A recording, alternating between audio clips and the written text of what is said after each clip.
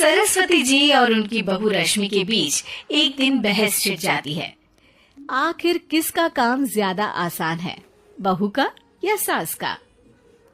माँ जी, सास को काम ही क्या है, आपके सारे काम उंगलियों पे तो हो जाते हैं। कुछ भी। हाँ, हिसाब तो उंगलियों पे ही हो जाता है ना। अरे बेटा, ऐसा सिर्फ अभी लगता है।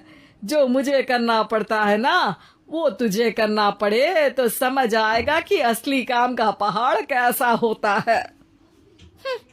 ठेले बराबर वजन भी नहीं है आपके काम में, और बात पहाड़ों के वजन की कर रही हैं आप।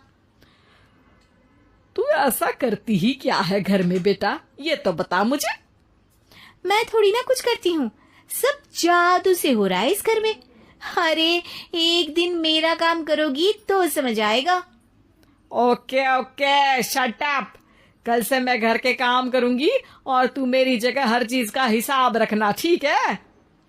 ठीक है, ये भी कर लेते हैं। ये सास बहू की डील के बारे में रश्मि के पति अमन को नहीं पता था, और ना ही अमन के पिताजी सुरेश जी को। पर गेहूं के साथ साथ जैसे घुन भी पिस जाता है, ये दोनों भी पिसने वाले थे। सुबह अमन उठकर रेडी होता है ऑफिस जाने के लिए, तो पता है उसके कपड़े नहीं निकले हुए हैं। अरे रश्मि, तुमने मेरे कपड़े नहीं निकाले? अपनी माँ से पूछो ना, उन्हीं का काम है ये। अमन अपनी माँ के पास जाता है। अब मेरे कपड़े आज आप देने वाले हो क्या माँ? हाँ, देना तो मुझे ही चाहिए, पर तेरी बहू ने कपड़े धोने ही नहीं डाले, तो कोई भी धुला हुआ कपड़ा नहीं है बेटा। हैं? ऐसा क्यों? कपड़े तो धोने आप ही देते हो ना माँ? अरे बहू ने तुझे बताया नहीं, अब हम अदल बदल गए हैं। मैं अब बहू और तेरी बीवी सास। अमन परेशान हो गया।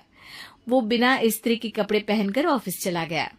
सरस्वती जी अपने घुटने के दर्द के कारण झुककर घर साफ नहीं कर पा रही थी, और ना ही खाना बनाना याद रख पाई।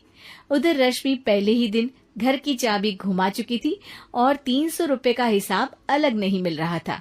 पर दोनों का ही घमंड कैलाश पर्वत से भी बड़ा था, और दोनों ही खेमे एक दूसरे की बात मानने को बिल्कुल तैयार नहीं थे। शाम को जब सुरेश जी और अमन खाना खाने बैठते हैं, तो सरस्वती जी उनके सामने गाजर और पपीते लाकर रख देती हैं। अरे माँ, ये क्या है? ख्याली पुलाव के साथ सलाद। माँ जी खाना बनाना भूल गई लगता है। अरे एक एक चमन्नी का हिसाब है मेरे पास, खाना बनाना कैसे भूल जाऊंगी? ये तो मैंने पढ़ा था कि फल फ्रूट खाने से सेहत अच्छी रहती है, इसीलिए ये ले, एक फल खा ले। रात को सुरेश जी और अमन अपनी मीटिंग बिठाते हैं अकेले में। बाबूजी, इनकी लड़ाई के कारण ना हमें ठीक से खाना मिल रहा है, उल्टा घर के सारे काम रुक गए हैं। हाँ बेटा, 2 भैंसों की लड़ाई में बेचारे खेत के पौधों का भी नुकसान हो रहा है।